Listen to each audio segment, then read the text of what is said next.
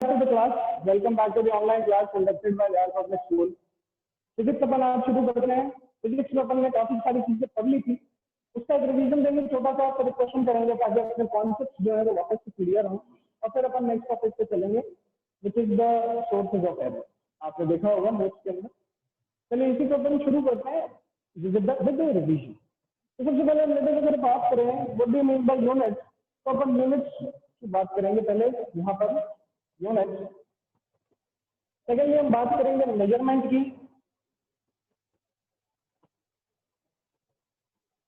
And lastly हम बात करेंगे डायमेंशन।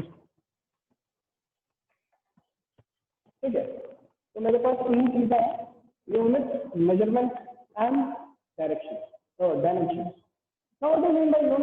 यूनिट्स को समझने से पहले हमें समझना पड़ेगा कि ये फिजिक्स के अंदर हम किसकी स्टडी कर रहे हैं, फिजिकल क्वांटिटीज की स्टडी कर रहे हैं। And physical quantities are those quantities which we can measure with the help of any device, with the help of any experiment, और with the help of anything. जैसे अगर मुझे लेंथ को major करना होता है तो स्केल की हेल्प लेता हूँ, इसी तरीके से टेम्परेचर को मेजर करना होता है तो थर्मामीटर की हेल्प लेता हूँ, and so on so forth. That means in physics we are studying about physical quantities, and physical quantities are those quantities जिनको हम इजीली मेजर कर सकते हैं। क्लियर है? चलिए उसके बाद अपन ने पढ़ा था यूनिट्स। यूनिट्स को क्या बोला था अपन ने? Standard of physical quantity. क्या बोला था? Standard of physical quantity. Now standard of physical quantity के एग्जांपल क्या हो सकते हैं? जिस तरीके से अगर मैं बोल दूं कि ये पेन या ये चौक 1 मीटर लंबी है, तो आपका आंसर क्या होगा कि सर अब इससे ही हम मेजरमेंट करेंगे। अब मेरे हाथ को मेजर करना तो देखो यहाँ से यहाँ तक 1 मीटर, फिर इसके ऊपर वापस से 1 मीटर। तो बात है, इसी तरीके से हमने मेजरमेंट किया था। That means standard of any physical quantity is known as unit. Unit की मदद से अपन क्या करते हैं? मेजरमेंट करते हैं। यूनिट की मदद से अपन क्या करते हैं? मेजरमेंट करते हैं बाय कंपैरिजन। तो यहाँ पर अपन क्या लिखेंगे? Measurement can be done by comparison. Measurement अपन कैसे करेंगे? बाय कंपैरिजन करेंगे। कैसे कंपेयर करेंगे? ऑब्जेक्ट को with the help of standard अपन क्या करते हैं? कंपेयर करते हैं, और क्या निकल के आता है? मेजरमेंट निकल के आता है। मेजरमेंट के बाद अपन ने दो चीजें और पढ़ी थी, fundamental quantities and derived quantities. Fundamental quantities and derived quantities. Fundamental quantities are those quantities which do not require any other quantity to express them. जैसे कि लेंथ कैसी क्वांटिटी है? फंडामेंटल, क्योंकि सिर्फ मीटर लिखने से मेरे को पता चल जाता है हम किसकी बात कर रहे हैं, लेंथ की बात कर रहे हैं। Similarly, temperature is also what type of quantity? Temperature is also एक फंडामेंटल क्वांटिटी, क्योंकि डिग्री सेल्सियस लिखने से मेरा काम चल जाता है, मुझे और किसी क्वांटिटी की यूज नहीं लेना पड़ता। सिमिलरली मेरे पास एक क्वांटिटी और आती है जिसका नाम क्या होता है? Derived quantity. And derived quantity नाम से पता चल रहा है दो या दो से ज्यादा क्वांटिटीज की मदद से हमने डेराइव करी होगी। एग्जाम में आपने इसका क्वेश्चन भी देखा। ठीक है, derived quantities are those quantities which are derived from two और more than two different physical quantity. Clear? For example velocity. Now velocity is measured in the form of meter per second. Now in this meter and second both are two different physical quantities. इसीलिए अपन ने क्या बोला कि ये कैसी quantity हो गई? Velocity, derived quantity. आई बात रही? ठीक है, तो there were two types of physical quantity, one was fundamental, second was derived. Fundamental मतलब जो सेल्फ सफिशिएंट है, किसी और की हेल्प नहीं चाहिए खुद को एक्सप्रेस करने में। Derived quantities are those quantities जो दो या दो से ज्यादा क्वांटिटीज से मिलके बनी हो, ऐसी क्वांटिटीज को क्या बोलेंगे? Derived, like velocity. फंडामेंटल मतलब लेंथ या टेम्परेचर। बात अपन पहले कर चुके हैं, आज से एक रिवीजन दे रहे हैं और फिर अपन आगे बढ़े। चलिए, यूनिट की बात हो गई, मेजरमेंट कैसे करते हैं उसकी बात हो गई, फंडामेंटल और डेराइव्ड की बात हो गई। अब अपन चलते हैं सिस्टम ऑफ यूनिट्स। तो सिस्टम ऑफ यूनिट्स कितने टाइप की हुआ करते हैं? सिस्टम ऑफ यूनिट होते हैं 3 टाइप के इनिशियली। कौन कौन से? FTS system, MKS system and CGS system. Now in FTS system, it is also known as British Engineering System, क्योंकि ब्रिटिशर्स ये ज्यादा यूज करते थे। और जहां जहां ब्रिटिशर्स का रूल रहा वहां पर अपन एफपीएस सिस्टम ही यूज करते हैं। Now in FPS system there are three fundamental quantities, length, mass and time. कौन कौन सी फंडामेंटल क्वांटिटीज होती है? Length, mass and time. चलिए, in FPS system, there are three fundamental quantities: length, mass, and time. Now, in FPS, length is measured in the form of foot. Mass is measured in the form of pounds, and time is measured in the form of seconds. बच्चों याद रखना है, इन FPS system length major करते हैं अपन foot के form में, मास measure करते हैं in pound, and time measure करते हैं in the form of second. This was FPS system. Now if we change the system to MKS, M stands for metre, K stands for kilogram, S stands for second. तो आपको पता चल गया इसमें भी तीन फंडामेंटल क्वांटिटीज है और हम सब मीटर, किलोग्राम और सेकंड के अंदर तीनों फंडामेंटल क्वांटिटीज को मेजर करते हैं. सिमिलरली अगर अपन आगे चले तो एक और टाइप का सिस्टम निकल के आता है which is known as CGS system. Now in this system, CGS system, C stands for centimeter, G stands for gram and S stands for second. I hope इसमें कोई दिक्कत नहीं थी. फिर अपन ने एक बड़ी सी चीज देखी थी, हमने ये देखा कि भैया जब अपन डिफरेंट कंट्रीज डिफरेंट सिस्टम्स को फॉलो करते थे, कोई एफपीएस करता था, कोई एमकेएस करता था, कोई सीजीएस करता था. क्लियर? इससे क्रिएट क्या हुआ, इससे ग्लोबली एक मास कंफ्यूजन क्रिएट हुआ जिसको सॉल्व करने के लिए, जिसको रिजॉल्व करने के लिए हमें एक सेपरेट सिस्टम बनाना पड़ा. And that system is known as SI system. कौन सा system? SI. Now SI system was developed in France. कहाँ पर डेवलप किया गया इसे? फ्रांस में डेवलप किया गया. Now during this system, during the development of system, it has been found that 7 fundamental quantities exist in nature. कितनी fundamental quantity exist करती है? 7 quantities exist करती है. Clear? कौन सी? Length, mass, time, temperature, luminous intensity, electric current, and amount of. I hope आपको इसमें कोई दिक्कत नहीं होगी. बेसिक सा रिवीजन अपन कर लेते हैं क्लास को आगे बढ़ाने से पहले. तो अपन ने देखा initially there was 3 major systems which were being followed in the universe. कौन से? FPS, MKS and CGS. After that, to eradicate the problem of confusion, the mass confusion which was created by these 3 systems, in order to eradicate that problem, we introduced a 4th system which is known as SI system, or we can say that this is also known as international system of units. क्या बोला जाता है? International system of units. यहाँ पर international शब्द का use इसलिए किया गया है बिकॉज इंटरनेशनली रिकॉग्नाइज्ड सिस्टम था. हम चाहते थे कि एक ऐसा सिस्टम बनाए, एक ऐसे यूनिट बनाए जो कि पूरे वर्ल्ड में इंटरनेशनली रिकॉग्नाइज्ड है, तब पहचाने ऐसे system. Clear? Now these were the 4 system of units which we have studied. इन्हीं के अपन ने डायमेंशन भी पढ़े. अब मेरा सवाल ये है कि हमने डायमेंशन क्यों पढ़ा? What was the need of studying dimensions of each physical quantity और ईच फंडामेंटल क्वांटिटी? उसका रीजन ये है कि अगर मुझे डायमेंशंस पता चल जाए तो मैं किसी भी क्वांटिटी का रिलेशनशिप बता पाता हूँ किसके साथ? उसकी फंडामेंटल क्वांटिटी के साथ. इसको एक छोटे से एग्जांपल से देखते हैं अपन. ध्यान से देखिए.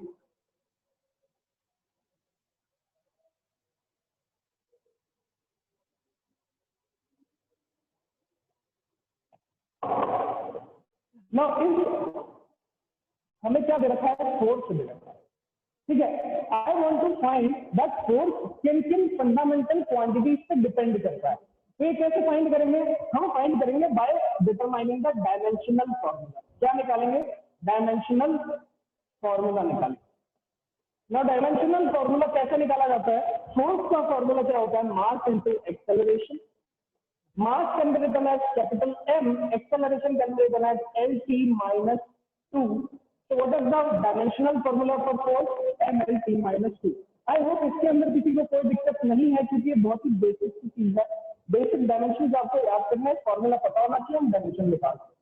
But what is the use of dimensional analysis? भाई डायमेंशन एनालिसिस कर रहे हैं तो क्यों कर रहे हैं? वो इसलिए कर रहे हैं बिकॉज अगर मुझे डायमेंशन पता है किसी भी क्वांटिटी के, अगर मुझे किसी भी क्वांटिटी के डायमेंशन पता है तो मैं ये बता सकता हूँ कि ये क्वांटिटी देखो किस किस पे डिपेंड करती है, मास पे डिपेंड करती है, लेंथ पे करती है और टाइम पे। That means we have found a relationship between a physical quantity and the fundamental physical quantity. This is the use of dimensional analysis in physics. By using the method of dimensional analysis, we have derived or we have applied these dimensional analysis into different applications. अब applications क्या है? सबसे पहला, in order to check whether a formula is correct or not. दूसरा application क्या था? From converting units from one system to another system. और तीसरा क्या था? To determining a dimensional formula. हमारे सामने एक क्वेश्चन आपको दिख रहा है, अपन ने क्लास जब शुरू की थी तो एक क्वेश्चन अपन ने डायरेक्टली यहाँ पर लिख दिया था। अब हम इस क्वेश्चन को क्लास में सॉल्व करेंगे, इस क्वेश्चन को क्लास में सॉल्व करने के बाद आंसर निकालेंगे and will move on to the next topic. Now first of all, कितने बच्चे ये जानते हैं क्लास के अंदर कि प्रिंसिपल ऑफ होमोजेनिटी क्या होता है? फटाफट रेज हैंड करके बताओ। जगह सिंह बहुत बढ़िया, आंचल, काम्या, यश, और हाथ खड़े करो यार, एग्जाम पूछा था ये चीज तो, ये तो सबको आना चाहिए।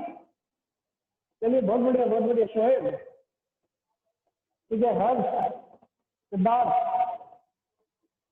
यशवर्धन, ठीक है, उत्कर्ष, सर किसी को भी ओपन कर दो।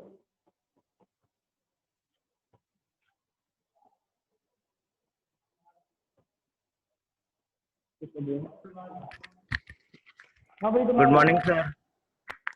Good morning. Principle of homogeneity में मतलब बताया गया है कि जिस चीज की डायमेंशनल सेम है फॉर्मूले में बस उन्हीं को ऐड या मल्टीप्लाई कर सकते हैं, और इक्वल्स टू के साइन के दोनों तरफ सेम फॉर्मूले होने चाहिए। सही बात है, वेरी गुड, वेरी गुड, बहुत बढ़िया आंसर। देखिए प्रिंसिपल ऑफ होमोजेनिटी क्या कहता है कि अगर मेरे पास कोई भी इक्वेशन गिवन है और मुझे चेक करना है whether this equation is correct or not, तो अपन LHS left hand side of the equation and RHS right hand side of the equation दोनों तरफ डायमेंशंस को फाइंड करें। LHS में भी डायमेंशन निकालेंगे, RHS में भी डायमेंशन निकालेंगे। अगर दोनों तरफ डायमेंशन क्या आ जाए, सेम आ जाए, अगर दोनों तरफ डायमेंशन क्या आ जाए, सेम आ जाए, तो अपन ये बोलेंगे कि LHS और RHS की डायमेंशन सेम है, that means the formula is correct. Now the second statement इसका क्या था? इसका दूसरा स्टेटमेंट क्या कहता है कि अगर हमने दो फिजिकल क्वांटिटीज को ऐड कर रखा है, like this V is equal to U plus AT, अगर मैंने इन दोनों क्वांटिटीज को U और AT को ऐड कर रखा है, दैट मीन्स कि इन दोनों की डायमेंशन क्या होनी चाहिए? सेम होनी चाहिए। बच्चों याद रखने की बात है कि principle of homogeneity is a very important concept which comes in your examination. आपको यहाँ नहीं तो स्कूल के एग्जाम में, नहीं तो कॉम्पिटेटिव एग्जाम में जरूर दिखेगा एक ना एक क्वेश्चन इसकी, ठीक है। और अपन जानते हैं dimension analysis is very simple. I hope मैंने सबको बच्चों को प्रीवियस ईयर क्वेश्चन से शीट बना के दी थी, उसको अपन क्लास में डिस्कस करेंगे, इसीलिए मैंने उसका सोल्यूशन आपको अभी तक प्रोवाइड नहीं किया। वाई? बिकॉज मैं चाहता हूँ कि अपन उसको क्लास में डिस्कस करके उसको सारी चीजों को सॉल्व करें। अरे बस हम इसी तरीके से बेसिक चलते जाएंगे, अपनी प्रिपरेशन लेवल ऐसा हो जाएगा आप समझ लीजिए। चलिए, तो अपन को यहाँ पर प्रिंसिपल ऑफ होमोजेनिटी बता दिया है। अब अपन इसके बाद चलते हैं to the next topic. Now in the next topic we studied that how to convert units from one system to another system and I have seen in some copies, मेरे को कई कॉपीज में ऐसा दिखा है कि बच्चे ने डायरेक्ट सोल्यूशन कर दिया। लाइक आई हैव आस्क्ड कि मुझे बताओ 10 kg मीटर पर सेकेंड को अगर मुझे कन्वर्ट करना है ग्राम सेंटीमीटर पर सेकेंड में, तो आपको डायरेक्टली नहीं करना है, आपको मार्क्स पूरे नहीं मिलेंगे। इस एग्जामिनेशन में हो सकता है मैंने आपको मार्क्स पूरे दे दिए हूं, but in your final examination you have to only do this with the help of N1U1 is equal to N2U2 formula. अगर आप ये चीज फॉलो नहीं करोगे तो आपको बोर्ड में भी मार्क्स नहीं। अल्टीमेटली हमें कहां तक जाना है? हमें बोर्ड तक जाना है, हमें कॉम्पिटिटिव एग्जाम तक जाना है, तो हमारी अप्रोच भी वैसी होनी चाहिए। अरे भाई जो प्रिपरेशन की अप्रोच है वो वैसी होनी चाहिए। चलिए, तो अगर अपन को एक फॉर्म से दूसरे सिस्टम, एक सिस्टम से दूसरे सिस्टम यूनिट्स को अगर कन्वर्ट करना है तो कैसे करेंगे? With the help of this formula n1 u1 is equal to n2 u2, in which n1 and n2 are the magnitude and u1 and u2 are the dimensions of the unit. Clear? Now from one system LHS में अपन वो रखते थे जो अपन को find करना होता था। क्या करना होता था? फाइंड। एंड RHS में अपन वो रखते थे जो अपन को क्या होता है? गिवन होता है, जो अपन को गिवन होता है। Now in RHS we write down those quantities which are given to us, and in LHS we have to write down only those quantities which we have to find. Now this is the next or the second application of dimensional analysis.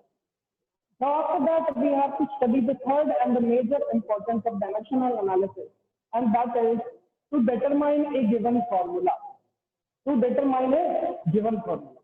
Now एक question अपने सामने given है, इस question की help से अपन formula find करने की कोशिश करते हैं और कोशिश करने के बाद अपन इसको पूरा सॉल्व कर लेंगे।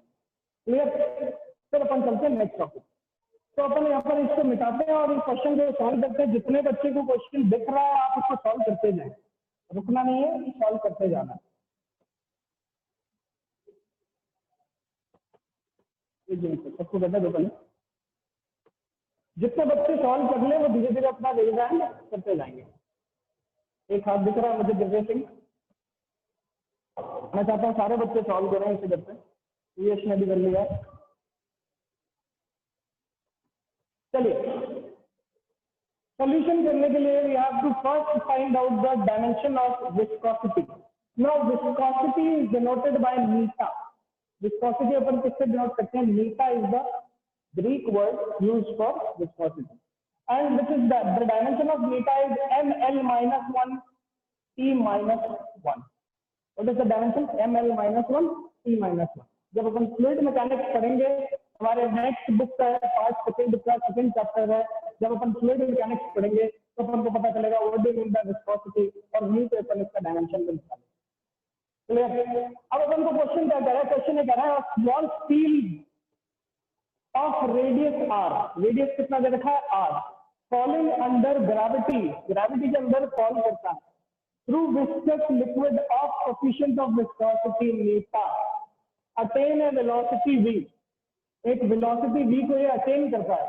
ये v वेलोसिटी जो है ये वेट पे डिपेंड करती है, ये कोएफिशिएंट ऑफ विस्कोसिटी पे डिपेंड करती है और ये रेडियस पे डिपेंड करती है। तो अपन से पूछा जा रहा है कि इसका फॉर्मूला निकाल के बताइए। फॉर्मूला कैसे निकालेंगे? ध्यान से देखिए, बहुत ही इजी और बहुत ही बेसिक मेथड है, फटाफट चलेंगे। हमें बोल रहा है वेलोसिटी का फॉर्मूला निकालना है, जिसका वेलोसिटी डिपेंड्स ऑन, दिख रहा है, दिख रहा है, नहीं दिख रहा? देखो डिपेंड्स ऑन किस पे डिपेंड करता है? वेट पे डिपेंड करता है, विस्कोसिटी पे डिपेंड करता है एंड रेडियस पे डिपेंड करता है। तो विल राइट डाउन ध्यान से, कैसे लिखेंगे? ध्यान से देखो, velocity is directly proportional to क्या क्या? Weight, weight to the power k। साथ ही साथ क्या लिखेंगे? Viscosity to the power b and radius to the power c। तो अपन ने क्या देख लिया? अपन ने ये देखा कि सबसे पहले निकालना क्या था, तो वेलोसिटी निकालना था। फिर अपन ने ये देखा वेलोसिटी डिपेंड किस चीज पे करता है? तो वेट पे, विस्कोसिटी पे और रेडियस पे डिपेंड करता है। अब अपन क्या करेंगे? अब अपन डायमेंशनल एनालिसिस का फॉर्मूला लगाना शुरू करेंगे। नाउ वी नो कि भैया लेफ्ट हैंड साइड पे वेलोसिटी है, प्रोपोर्शनलिटी हटाऊंगा तो कांस्टेंट लगाऊंगा, वेट पे W ही लिख सकते हैं, यहाँ मीटा, B, R एंड C। बोलो क्लियर है? यहाँ तक अगर सबको क्लियर है तो एक बार हैंड रेज करके बताएंगे, फिर अपन आगे चलते हैं। फास्ट फास्ट फास्ट लिखिए।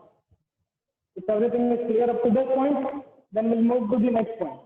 चलिए, तो अपन को यहाँ तक क्लियर हो गया कि कैसे अपन ने डिपेंडेंसी क्रिएट की। डिपेंडेंसी क्रिएट करने के बाद अब अपन इसको सॉल्व करते हैं। देखिए, LHS में मेरे को दे रखा है velocity, and we know the dimension of velocity is m0 l power 1 t power -1 equals to k, k is the constant, w is weight, w क्या है? वेट है। अब मेरे को वेट कौन बता सकता है? What is the dimension of weight? Raise your hand फटाफट। What is the dimension of weight? Raise your hand. Divya Singh, Anchal. Yes sir.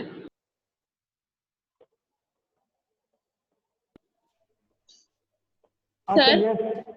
yes sir, dimension of weight is mlt-2। बहुत बढ़िया, mlt-2। अब कोई ये मत बोलना कि सर वेट तो बॉडी का मास होता नहीं, weight is the force of gravity with which the gravity pulls itself. सही बात है, हमें ग्रेविटी जो नीचे खींच रही है that is known as weight, and mass is the matter with which we are made up of. मैं जिस भी मैटर से बना हूं मिलके वो मास बनाता है, क्लियर। बट ग्रेविटी हमें जिस फोर्स से नीचे खींचती है इसी को अपन क्या बोलते हैं, वेट बोलते हैं। ना अपन ने अपन वेट की पावर ए लिखा है तो यहाँ पर भी अपन वेट की पावर ए लिख देंगे। इसके बाद हमें क्या दिखता है, विस्कोसिटी की पावर बी, तो we can write this as ml -1 T-1 power b. And similarly r is radius, तो हमें पता है रेडियस क्या होता है, l की पावर। बेसिक एंड सिंपल सी फॉर्मूला है, अपन ने पुट किया। अब देखो क्या बनता है equation, m0 L1 T-1 is equal to के। अब देखो m की पावर यहाँ पर है a, m की पावर है यहाँ पर b, तो we can directly write it as ma plus b। इसके बाद अपन l की पावर a, l की power minus b and l की पावर c, तो directly we can say that l की power a minus b plus c। Clear. And lastly अपन को मिलता है टाइम की पावर -2a एंड टाइम की पावर -b। आई होप यहाँ तक सबको समझ में आया है। अब अपन क्या करेंगे, अब अपन दोनों तरफ पावर्स को कंपेयर करेंगे। देखो m की पावर यहाँ 0 है, m की पावर यहाँ पर a प्लस b है, तो a प्लस बी ऑटोमेटिकली किसके बराबर हो गया, 0। सिमिलरली l की पावर है a minus b plus c, यहाँ पर l की पावर कितनी है, 1। एंड सिमिलरली यहाँ पर एक और तीसरी इक्वेशन मेरे पास फॉर्म हो जाएगी, तो we can directly right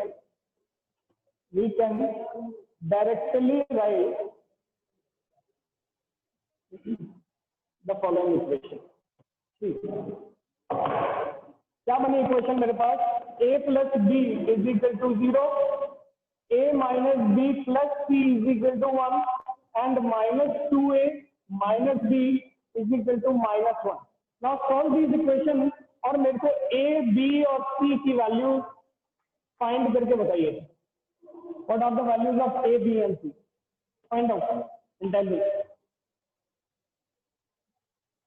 Find out and tell me what are the values of A, B and C. The equation is on your board. Find it out. 1 minute का टाइम देता हूं मैं आपको।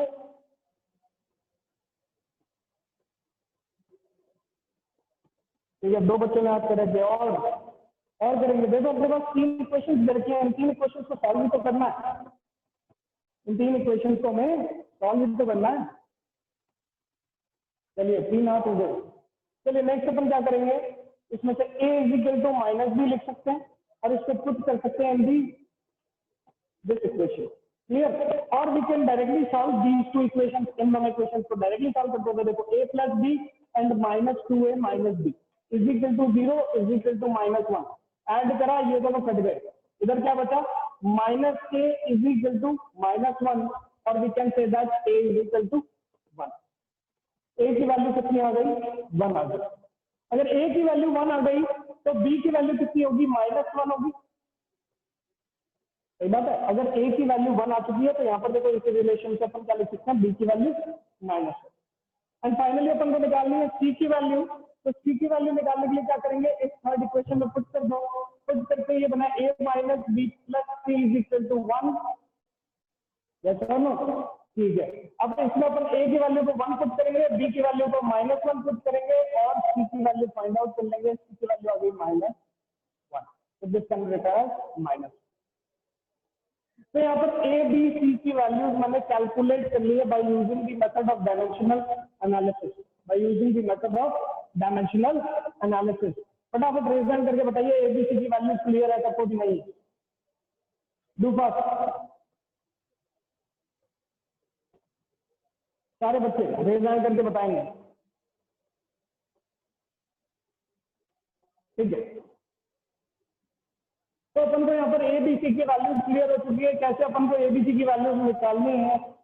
अब फाइनल स्टेप अपना क्या होता है, ए बी सी की वैल्यूज अपन ने निकाल ली, अब अपन को कुछ नहीं करना, क्वेश्चन के अंदर वापस से इसको पुट कर देना। ये अपने पास इक्वेशन बनी थी, इस इक्वेशन के अंदर अपन ए बी और सी की वैल्यूज को वापस पुट करेंगे और मेरे पास फॉर्मूला बन के आ जाएगा। क्या बन के आता है, कुछ इस तरीके का फॉर्मूला मेरे पास बनेगा, which is known as like this. Formula will be velocity is equal to k w की पावर 1 मीटा की पावर -1 एंड रेडियस की पावर -1। तो इसको सॉल्व करेंगे, simplifying this we get k w ऊपर मीटा नीचे और r भी नीचे। So this is the formula for velocity when it depends on weight, when it depends on viscosity and when it depends on the radius। बच्चों अगर इस method में कोई भी डाउट है तो दोबारा बताएंगे, आप लोग दोबारा बताएंगे और इसके बाद फिर अपन आगे चलेंगे। फटाफट बताइए, any doubt please raise your hand, if there is any doubt then you can raise your hand.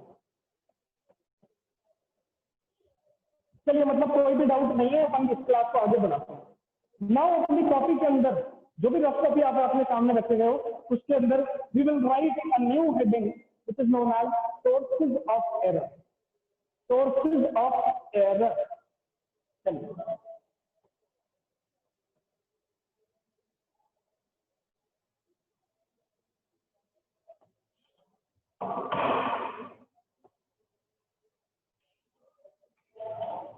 sources of error। Now what do you mean by error? Error होता क्या है? Error क्या होता है? सबसे पहले ध्यान से देखो। लेट अस सपोज अपन ने एक एंगल को मेजर किया, एंगल को अपन मेजर करते हैं इन द फॉर्म ऑफ किसकी हेल्प से मेजर करते हैं, हम डी की हेल्प से मेजर करते हैं, प्रोट्रैक्टर की हेल्प से मेजर करते हैं। नाउ जब भी हम प्रोट्रैक्टर की हेल्प से मेजर करते हैं, हमें एंगल मेजर करते समय उसके डायरेक्टली अबव देखना पड़ता है। आप कभी भी देखिए, जब भी आप एंगल मेजर करेंगे आप लोग देखेंगे कि हमें जब भी एंगल को मेजर करना होता है हम उसको डायरेक्टली अबव देखते हैं। अगर हम थोड़ा सा भी साइड वाइड से देखते हैं तो एंगल में फर्क आ जाता है। ऐसा क्यों? ऐसा इसलिए बिकॉज ऑफ आवर विजन। हमारा जो विजन है वो डायरेक्टली उसके अबव होना चाहिए to measure the correct reading. अगर करेक्ट रीडिंग मेजर नहीं होती, अगर करेक्ट रीडिंग मेजर नहीं होती, कोई एरर आता है, बस आपने कोई डिफरेंट एंगल से उसे मेजर किया। ठीक है, ये एरर हमेशा लैबोरेटरी में एग्जिस्ट करते हैं। कैसे? अपन डिफरेंट एक्सपेरिमेंट्स करें, स्कूल खुल जाएंगे, अपन फिजिक्स लैब में चलेंगे और अपने पास 25 से 30 एक्सपेरिमेंट्स होते हैं 11th क्लास में। हम उसमें से काफी हद तक सारे एक्सपेरिमेंट क्लास के अंदर करेंगे और वहां देखेंगे कि हर बार रीडिंग सेम नहीं आती, हर बार रीडिंग अलग आती है। एक एक्सपेरिमेंट अपना होता है जिसके अंदर अपन वायर का डायमीटर फाइंड आउट करते हैं। ना उस वायर के डायमीटर को फाइंड आउट करने के लिए we use a device which is known as screw gauge. कौन सा डिवाइस यूज करते हैं अपन? स्क्रू गेज यूज करते हैं। स्क्रू गेज आप लोगों ने इसको लैब में देखा भी होगा, ये कुछ इस तरीके से होता है।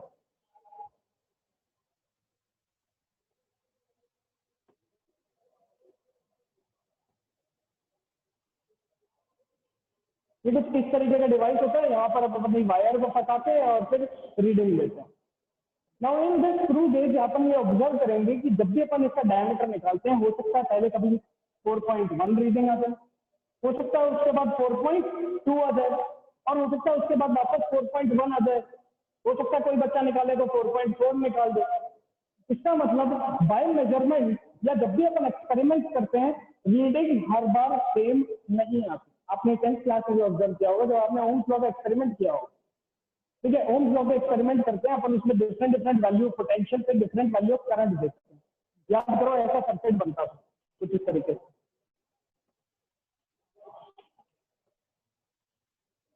इस तरीके का सर्किट ओम्स लॉ में क्रिएट होता है। इसके अंदर अपन यहाँ पर पोटेंशियल की वैल्यू को चेंज करते हैं और उसके हिसाब से करंट की वैल्यू जो है वो चेंज होती रहती है। देखने को ये मिलता है दैट फॉर ईच वैल्यू या फॉर ईच ऑब्जर्वेशन, जितनी बार मैं एक्सपेरिमेंट करता हूँ, रीडिंग नोट डाउन करता हूँ, उसे ऑब्जर्वेशन बोलते हैं। और हर ऑब्जर्वेशन पे थोड़ी सी वैल्यू में मुझे डिफरेंस मिलता है। ये जो डिफरेंस है यही किसको जनरेट करता है? एरर को जनरेट। तो बच्चों याद रखने की बात यह है कि whenever we do some experiments, whenever we note down the observations, there are some errors. अब वो एरर्स कैसे होंगे, किस फॉर्म में होंगे, कितने टाइप के एरर्स होते हैं, एक्यूरेसी क्या होती है, प्रिसिशन क्या होता है, ये सब अपन किसके अंदर करेंगे, सोर्सेज ऑफ एरर्स में। अरे बताइए, एक और एग्जांपल लेते हैं। आप कभी नोटिस करना, आप कभी है ना ऐसे बैठ जाना टेबल पे और साइड से देख के 1 सेंटीमीटर या 2 सेंटीमीटर की लाइन बनाने की कोशिश करना। ठीक है, हो सकता है कि वो जो लाइन है वो 1 सेंटीमीटर की ना बन के 1.1 सेंटीमीटर की बन जाए। अब इसके अंदर जो एरर आया वो कितने का आया, 0.1 सेंटीमीटर का एरर निकल के आया। तो समझने की बात यह है कि whenever we do experiment, we do observation, we note down the observation, there are some significant errors in the situation and we have to always minimize the errors. हमेशा हमें उसको जीरो नहीं कर सकते। क्यों? क्योंकि प्रैक्टिकल कंडीशंस हमेशा book की कंडीशंस से अलग होती है। समझ में आई बात? बुक के अंदर जो कंडीशंस दे रखी है वो आइडियल कंडीशंस दे रखी है। जब हम प्रैक्टिकली किसी चीज को लैब में करते हैं तो वहां पर मॉइस्चर भी आ जाता है, वहां पर टेम्परेचर भी चेंज हो जाता है, हो सकता है कि वहां पर करंट की वैल्यू जितनी देनी है उसकी ना जा पाए। अरे नहीं, तो वेरियस फैक्टर्स हो सकते हैं जिनकी वजह से रीडिंग जो है वो एग्जैक्ट ना आकर तो थोड़ी चेंज आती है, डिफरेंट आती है, जिसकी वजह से क्या डेवलप होता है, एरर डेवलप होता है। इस एरर की स्टडी अपन किसमें करते हैं, सोर्सेज ऑफ एरर में करते हैं। हम ये देखेंगे कि what are the different sources of errors in different experiments, how to eradicate these errors in the experiment. हम ये सब किसके अंदर पढ़ेंगे, sources of error। Now in sources of error हमारे पास जो नेक्स्ट टॉपिक आता है, which is the most important topic before starting errors, is known as significant figures। क्या बोलते हैं, significant figures। Very easy topic but important topic. जितना आसान है उतना ही इम्पोर्टेंट। क्यों? क्योंकि एग्जाम में इस पे भी क्वेश्चन अपन को देखने को मिल जाता है। ये आपको शीट में पता चल जाएगा जब मैं डीपीटी प्रोवाइड करूंगा।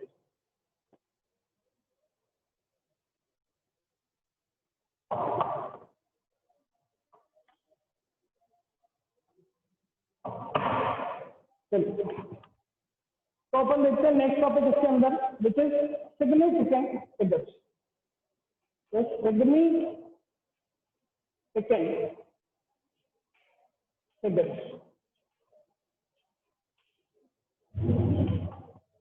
आपने देखा था फिजिक्स के अंदर जब अपन ने फिजिकल वर्ल्ड चैप्टर पढ़ा, उस फिजिकल वर्ल्ड चैप्टर में हमने पढ़ा था स्कोप ऑफ फिजिक्स कितना है, हम कहां से कहां तक मास का मेजरमेंट करते हैं, हम कहां से कहां तक टाइम का मेजरमेंट करते हैं। ये सब चीजें अपन ने कहां पढ़ी थी, ये सब चीजें अपन ने पढ़ी थी in the topic which is known as scope of physics. अब वहां पर छोटी क्वांटिटीज में नंबर भी आ जाते हैं। अगर अपन इलेक्ट्रॉन का चार्ज देखे तो आता है 1.6 × 10⁻⁻19 कूलम। इसका मतलब यह है कि 1.6 इसके डिवीजन में क्या लगा हुआ है, 10 के आगे 0 लगे हुए 19 टाइम्स। मतलब अब आप खुद सोच लो कि ये कितनी स्मॉल या फिर छोटी क्वांटिटी है। इसी तरीके से इलेक्ट्रॉन का मास देखता हूं तो वो निकल के आता है 9.1 × 10⁻⁻31 kg। इसका मतलब यह है कि 9.1 डिवाइडेड बाय 10⁻31 मतलब 10 के आगे कितने 0, 31 टाइम्स क्या लगा होगा, 0 लगा होगा। खुद सोचो कि अपने आप में ये कितनी छोटी क्वांटिटी है। इसका मतलब फिजिक्स के स्कोप के अंदर हम वेरी स्मॉल क्वांटिटीज को भी मेजर करते हैं। और आपने देखा था दैट कुछ क्वांटिटीज बहुत लार्ज भी होती है, जैसे लाइट ईयर, जैसे कि parsec. All these quantities are very large quantity. तो यहाँ पर अपन को पता चला कि दैट नंबर जो है फिजिक्स के अंदर जो नंबर आते हैं वो बहुत स्मॉल से लेकर वेरी लार्ज तक भी आते हैं। उसी के लिए हमें एक टॉपिक बनाना पड़ा which is known as significant figures. Now significant figures topic के अंदर अपन ये चेक करते हैं दैट किसी भी टर्म के अंदर, किसी भी वैल्यू के अंदर what are the significant number जो अपन को याद है। अब ये सिग्निफिकेंट नंबर्स हम कैसे पता लगाएंगे, इसके कुछ रूल्स होते हैं which will study in the next class. But आज की क्लास में अपन को इतना समझना है because the scope of physics is so vast कि अपन छोटी वैल्यूज और बड़ी वैल्यूज दोनों को एक जगह पे पढ़ते हैं। इस वजह से हम ये कहते हैं that significant figures topic is very important, and there are some 5-6 rules to determine the significant figures in each value. आज की क्लास में वैसे तो निश्चय करेंगे। अगर आज की क्लास आपको पसंद आई है और अच्छा लगा है, सब कुछ समझ में आया है, तो एक बार रेज हैंड करके बताइए। फर्स्ट बच्चे डू पास। देखिए इसी तरीके से अपने प्रिपरेशन करते रहेंगे। प्रिपरेशन का लेवल 0 से शुरू करके 100 तक ले जाएंगे, 110 तक ले जाएंगे। कोई भी क्वेश्चन ऐसा नहीं होगा तो आ जाएंगे। क्लास के अंदर अपन सारी चीज डिस्कस कर लेंगे। If you have any doubt then you can reach me on my WhatsApp number. सबको मेरा व्हाट्सएप नंबर पता है दोस्तों। आज की क्लास में यहीं खत्म करते हैं। चलो बच्चों, all the best and thank you.